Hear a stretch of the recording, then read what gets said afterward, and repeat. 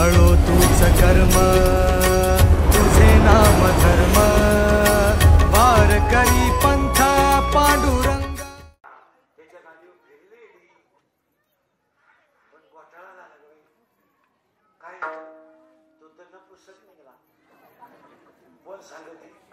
इच्छा कोणला हा ती माया म्हणली बाई तुला तरी प्रिय करेल मला तर नवराही नाही प्रिय करायला नाही मग ही म्हणती बाई तुला नवराही नाही आणि प्रिय करायला नाही मग तू काम काय करते कोण माया कोण विचारती इच्छा आता माया म्हणजे मी काय करते ऐका आता जुने वारकरी ऐका माया म्हणते मी एकच काम करते जीव जन्माला येताना शिव आहे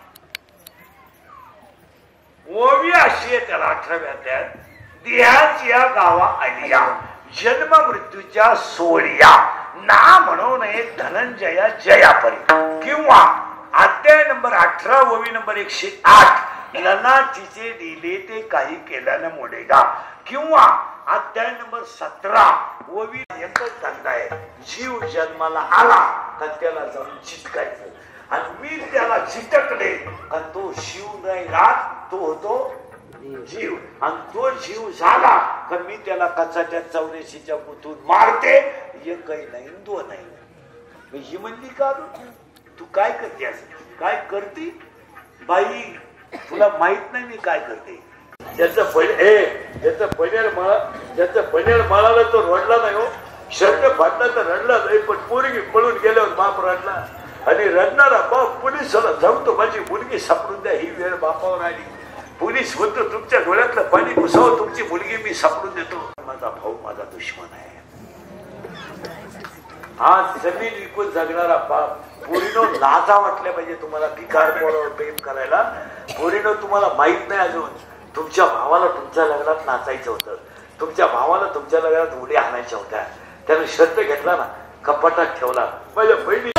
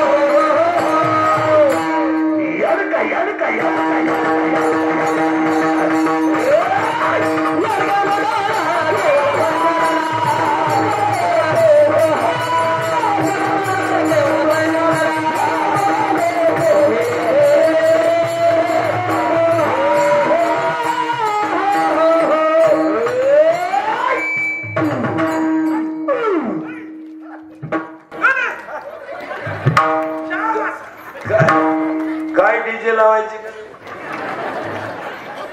तो काम आहे काम.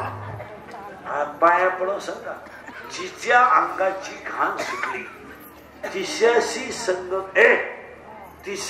संग करायला सूर्याला थांबवलं पण इंद्रियाला थांबवता आलं. ओवी समजा येत इंद्रिय जे जे म्हणते तेच पुरुष करते. हा पहिला एक काम. पाणी खाली बसून सगळी गावं फक्त गटातून साहेबात गुंतलीत. हा या गटाचा तो त्या गटाचा आणि हा ह्या साहेबाचा तो या साहेबाचा गटाच्या गावांचा तमाशा केला. तमाशा त्यांना काय घेणं नाही. ते 24 तारखेला सगळे एकत्र होणार. त्यांनी नादी लावलंय तुम्हाला. आज गावांची स्थिती अशी झाली महाराज, अशी तुझे माणसं जवळजवळ संपली. आपली पिढी जवळजवळ संपली. 10 वर्षाने आरती कालमयची करील कोण ही परिस्थिती झाली. 40% शाळेतले पोरं मोबाईल मध्ये खलास झाले. तुम्हाला माहिती म्हणून सांगतो, पटणार नाही. बापांवर कर्ज नाही, पोरांवर कर्ज आहे. ही समाजाची स्थिती झाली. आपल्या बापावर कर्ज नाहीये, कर्ज पोरावर आहे. बापाला बिचाराला 13% पतसंस्था काढली आणि पोराला मोबाईल शॉपी टाकून दिली. का? याच्या त्याच्या दारात नोकरी लागायला, भीक मागायला नको. आणि मायाच्या काळे काय माया का कॉलेजच्या पोरावर कर्ज आहे. आणि बापानं जमीन विकायची. बापानं पोराला कर्ज काढून द्यायचं आणि त्या कर्ज काढलं बाप. ही म्हणती 2-3 लाख म्हणजे काही लई नाही. एकुलतं एक आहे आपल्याला. 10-5 गुंठे इकडं तिकडं. पण त्यांचं कर्ज सांगणारे माया पुढे बसल्या. आता दोघी झाली. आज वाटली पाहिजे पोराची बाजू घ्यायला. आणि बापानं कर्ज काढायचं आणि ती जमीन विकायची. पोराचं कर्ज फेडायचं आणि पोराचं कर्ज फेडायचं आणि पोराचं प्यायला सुरुवात करायची. पोर घरात आणायची. मग आईनं म्हणायचं नाहीतरी आज नाव उद्या तर लगी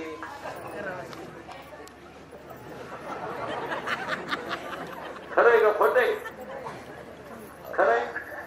असंच राहत काय. कायदा तुमच्या बाजूनं, सरकार तुमच्या बाजूनं, सगळं